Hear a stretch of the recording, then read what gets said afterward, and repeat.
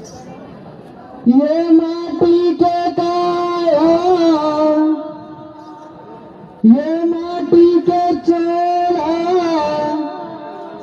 कया दिन रही वे बता दे मौला।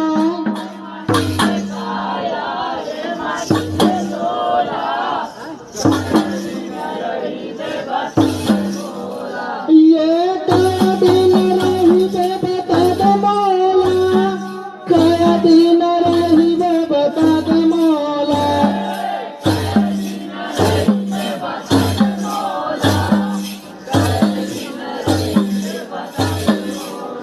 ये कया दिन रही वे बता दे मौला, कया दिन रही वे बता दे मौला।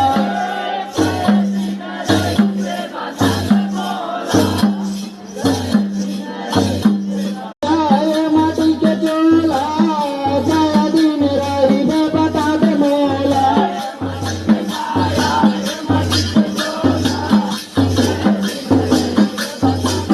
ये माटी के काया, ये माटी के चोला, कया दिन रही वे बता दे मौला।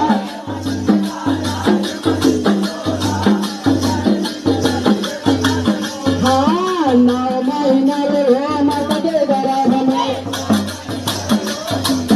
हाँ, 9 महीना रहे माता के गर्भ में। आज तो तगालू किसे से ये नैया चंदा सोना संगी नैया दिया बातिना। बोला ये तो नहीं नैया दिखा चंदा सोना संगी नैया